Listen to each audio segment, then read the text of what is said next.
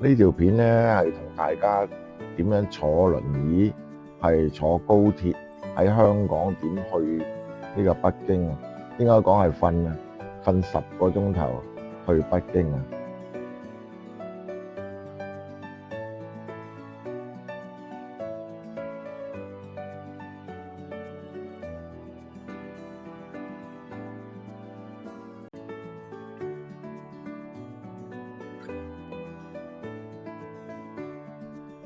首先我哋喺香港西九龍高鐵站出發啊！呢一班車就係晚上8點25分開出嘅，班次係898啊！呢個京港高鐵，你見個車廂都好新淨，呢個智能動車嚟。咁我哋係第8號車廂，第8號車廂。咁你大家見到我一入去，前面左手邊就係呢一個無障礙車廂，即係無障礙房間，全車淨係得一個嘅啫。見到又有電動門啦，咁同埋個房裏邊咧就有上下格床鋪，照顧者就瞓上邊啦。間房就唔算好大，咁都 OK 啦。我咁大部輪椅都可以喺房裏邊轉到一個圈嘅，基本上都可以接受。房裏面嗰啲無障礙設施都方便嘅，有 USB 充電啦，其他啲扶手啊、救命鐘同埋嗰啲電掣位都方便輪椅嘅。咁你見到門口出邊對面就係呢個無障礙洗手間嘅。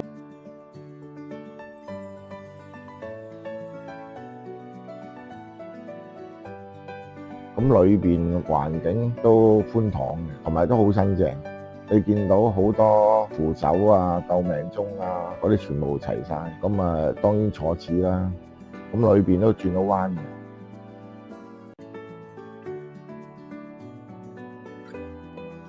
嘅。上車呢度空間咧，呢度都擺到2至3部輪椅嘅。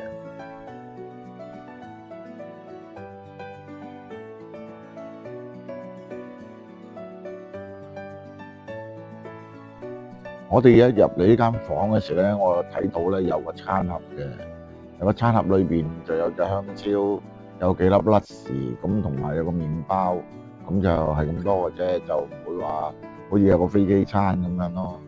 咁啊入到嚟呢個房咧，我哋就瞓床頭就會好啲，即係個床頭靠近門呢邊就好啲，因為我哋試過靠窗嗰邊咧，可能靠路軌個轆啊就會比較嘈啲啊。咁啊，佢有個活動台面嘅，咁呢個活動台面咧就反起就會好啲啦，就空間就會比大啲。咁我哋想過隔離房睇下咧，其實呢條走廊已經過唔到啦。咁佢好窄嘅，我部車25寸，佢呢個門框我相信都係23寸半度，所以其實我哋過唔到去其他房。不過我哋睇下其他房嘅情況先。隔離呢啲已經係房嚟㗎啦，不過我哋冇辦法入到嚟呢邊啦。間房就4張床，咁呢度咧就餐卡嚟嘅，即係我哋8號車廂。餐卡雖然呢度比較寬闊，咁但係我哋冇辦法入到嚟呢邊啦。咁另外一頭咧，呢度有熱水機啦，又可以增加熱水。其實全部都係臥鋪嘅房間嚟嘅，要嚟到呢度先有門，即係有嗰個出去月台，即係車廂同車廂之間嘅門啦，咁先入到嚟。但係入到嚟冇辦法，我哋都入唔到呢啲房間。佢好長嘅10幾個車廂，咁我哋一路行都好多。咁嗱，你見到有廁所，但係呢啲就唔係無障礙廁所。咁我哋去最尾10號車廂，呢度係坐嘅啫，淨係一卡。咁好快啊！咁我哋就瞓10個鐘頭，咁就已經到北京西站。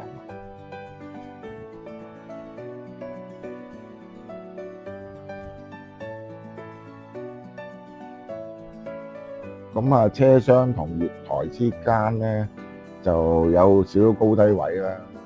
咁所以你見到我哋騰流廊條罅就唔係好闊嘅啫。咁不過我哋出嚟旅遊就穩陣啲啦。即係如果可以嘅話，帶定塊斜板就會好啲。係啊，呢度就係北京西站。咁啊，準時6:50，即係7點鐘就已經到啦，好準時啊，真係。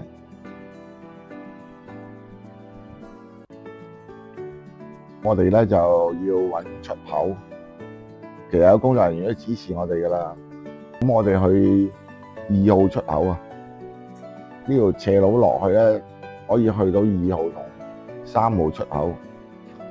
咁我哋好小心啦，我哋一定要揾2號出口，因為2號出口咧，我哋先至可以有升降機先至無縫接駁到去北京西站嗰個地鐵啊。就係呢度留意，唔好跟咗啲人群去咗右手邊3號嗰邊，我哋去2號啊，去2號出口。其實佢有工作人員咧會帶我哋去點樣去搭地鐵㗎啦。雖然係轉接啲，但係最終都可以用升降機搭到地鐵嘅。因為我唔想坐嗰啲輪椅嗰啲升降平台。如果去3號嗰邊咧都有升降平台落地鐵嘅，不過我部車好重，咁就我哋一定要揾升降機。咁啊好好啊，地鐵同埋高鐵咧都有工作人員帶我哋去點搭升降機。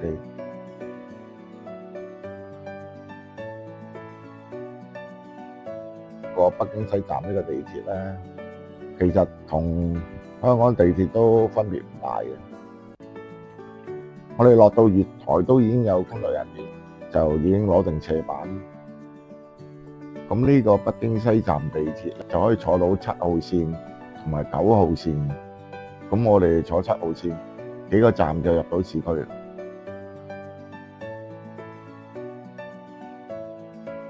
好啦，條片咧就介紹到呢度。不過以下落嚟咧有啲重要資訊同大家講一講嘅。咁如果大家對呢條片有興趣，或者係有想乘搭呢個高鐵臥鋪去北京咧，就要聽到最後尾啦。咁啊，講翻我點解講呢樣嘢咧，就係從我買飛開始啊。咁我買呢個飛咧，大家睇片都知道咧，就唯一一個房間有呢個無障礙房啫嘛，呢班車。咁所以咧，我第一時間預早15日我就已經去西九龍高鐵站售票處嗰度買啦。因為佢12306嗰個平台，佢又冇辦法可以售賣得到香港傷殘人士嘅票嘅，所以一定要去現場買啦。咁我去到西九龍高鐵站，睇到我出發嗰日係有呢無障礙房間嘅8號車廂。咁我就隨即就買咗佢啦。咁但係咧回程就買唔到喎。佢話佢哋嘅電腦顯示咧係有呢個回程飛嘅，有呢個無障礙房嘅。咁但係冇辦法出到飛。咁用我回鄉證咧冇辦法出到飛。佢唯有建議就係我喺內地睇下啲高鐵站，可唔可以買得到啦？咁樣佢個系統就冇辦法做得到啦。咁樣。咁我又唯有揾朋友喺內地深圳嘅高鐵站用我回鄉證去買，咁但係同樣都係咁樣，係出唔到飛，咁就冇辦法啦。咁就有朋友講就係話，內地佢可能個傷殘人士咧，佢有傷殘證咧，就捆綁咗落去佢高鐵嗰度，咁佢內地傷殘人士咧就可以咁買到，咁我哋香港居民就未必得啦咁樣。咁啊，有人建議就係話，不如咁啦，你就去到北京西站，即係你出發嗰日去到北京西站，第一時間去售票處度睇下可唔可以買到呢個車廂啦。咁我就喺香港穩陣啲啦，我就買埋回程1房4張床嘅臥鋪先啦。咁我買咗先啦。咁去到北京西站售票處，咁啊同嗰啲工作人員講，睇下可唔可以轉換呢個無障礙房，或者重新買過啦。咁但係同樣都係唔得，佢都係冇辦法。咁佢建議我就唯有就係回程嗰陣時就同呢個列車長，即係嗰個回程嘅高鐵個列車長講，可唔可以咧同人哋，如果即係嗰個無障礙房間係真係俾人買咗，睇下可唔可以同人哋可唔可以調換啦。咁我就唯有咁樣咯，咁樣嘗試咯。因為我都預咗最壞打算，有可能就係第二日坐普通高鐵坐翻落嚟8個鐘，又或者可能當晚幾個人一齊逗我過去隔離嗰個冇無障礙房嘅房間咯。個輪椅咧就會擺喺走廊空曠嘅地方咯。咁不過咧就好彩啦，咁我回程嗰陣時真係同列車長講，咁咧列車長就話好啊，我嘗試同嗰啲乘客調一調啦咁樣。咁最終嗰兩個房間嘅人咧都肯幫我哋即係調嗰個位置，咁我就可以翻落嚟香港。咁所以大家如果係真係呢一樣嘢，大家就要有心理準備呢個回程買飛呢個問題咯。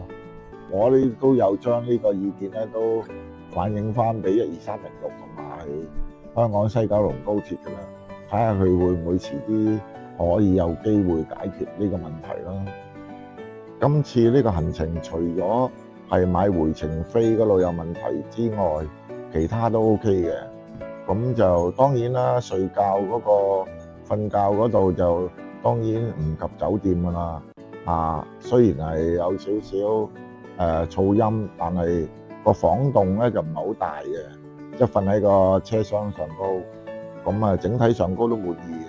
咁斷斷續續都可以瞓到下嘅。咁可能第一次啦，興奮啦，覺得新鮮啦。咁即係問我嚟講，就總好過坐飛機啦，因為始終電動輪椅坐飛機都有一定風險啊，驚你撞壞佢啊，去到嗰度又唔知點啊。不過有一樣嘢就係嗰個行程，如果你幾部輪椅咧，咁就問題大啦。即係如果呢個頭先大家睇片都知道咧，得一個無障礙車廂，咁幾部輪椅就要諗辦法啦。如果兩個輪椅嘅其中一個係可以過到隔離房嘅，部車就擺喺走廊或者空曠嘅地方就可以嘗試咯。如果唔係就多輪椅就唔係好方便啦。呢一樣嘢就咁講翻呢部車一啲基本資料俾大家聽下啦。咁我哋呢班車去程咧就 G898 班次，咁就晚上8點30分開出，第二朝早就6點50分就會到達呢個北京西站。咁回程就係 G897 班次，咁就9點鐘夜晚開出，咁到香港就呢個7點20分啊，7點20分。搭呢車價錢都可貴下嘅，咁相對飛機因為佢去嗰程如果下鋪就1300蚊左緊港紙啦，上鋪平少少，平百零蚊啦，1100幾左緊啦，咁就加埋2000零蚊啦。咁不過正如頭先所講，就如果唔中意坐飛機嘅，好似我又驚佢搬運過程又再撞爛我部車，又或者係我要搬抬，咁高鐵嚟講都係一個好嘅選擇咯。即係除咗坐飛機，同埋喺車上嗰度瞓覺咧，可以慳翻啲時間，同埋慳翻晚酒店錢啊。咁嚟緊就睇下仲有冇片可以剪俾大家睇下啦。今次喺北京上高去其他景點，同埋去嗰個無障礙交通啦。咁特別係地鐵啦，咁可以同大家分享下嘅。